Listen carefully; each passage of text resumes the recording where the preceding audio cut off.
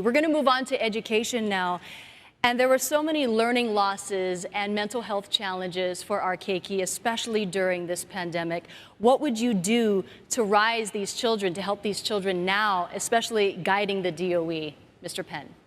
We definitely have to look into recruiting more teachers. We have to take care of our teachers here. We have to create more teachers in Hawaii, bring more teachers in.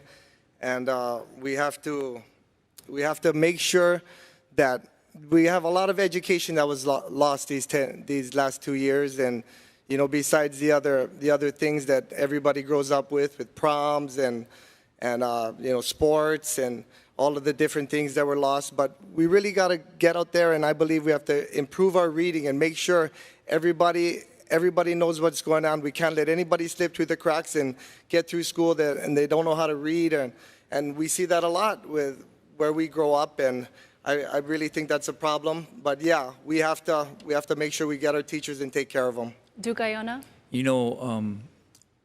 I was a part of this lockdown in this respect. I had to tutor my grandson, who was only 6 years old, for the entire school year. And unfortunately, I think I did a good job. I hope I did a good job. But I did see others on that screen that didn't fare so well. So I can promise this. I will say this right now to everybody. We will not have another lockdown of our schools. We're not going to prevent our kids from not ever going to classes again. Now, I understand that some parents have some concerns about, whether or not, they're safe or they're going to be subjected to the pandemic, and I appreciate that. And I think our schools have developed a online program for that at the various schools or maybe in the regions. But I can tell you that that cannot happen. And as a result of that, we've suffered all the consequences that came along with not just the learning, the academic side of it, but the mental health side and the social side of it. And we're going to get to more about that, but Heidi Tsuneyoshi, I wanted to give you a chance. Thank you so much. So I did work in the Department of Education as a behavioral health specialist, and when the lockdowns happened and our students were doing at-home learning for so long, I did have very strong concerns about not just the educational issues that might be for students falling behind, but also the mental health issues, not only for the students, but for the families that were trying to work through such stressful situations. So as governor, we need to work with the Department of Education to make sure we have early assessments of students who are showing indication of mental health concerns, of academic lag, and do assessments early on. We're already seeing indicators from a lot of our different nonprofit agencies to say they're seeing it already, and we need to go out and start assessing early on so we can negate any issues that are up and coming for our students and for their families. So Heidi Tsuneyoshi, I'm hearing early assessments for you.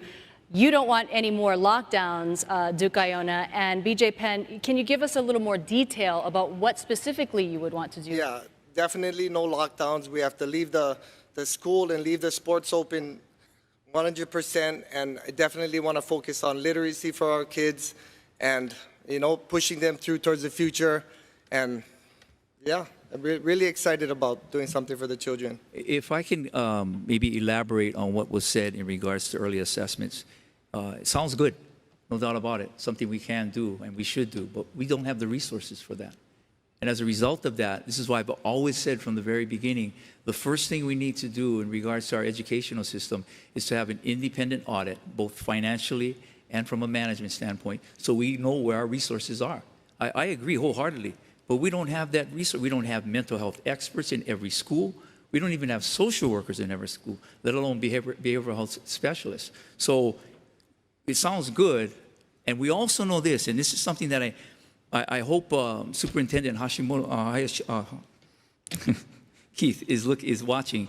I really hope that we can understand that we have I believe, one of the highest attempted suicide rates in the country when it came to our teens, and that's unacceptable. And unfortunately, a lot of it happens in the schools, and again, resources, and how do we identify that, and how do we address that? Heidi Tsuneyoshi, do you think an audit is needed? I think we definitely need to reprioritize the budgeting of the Department of Education.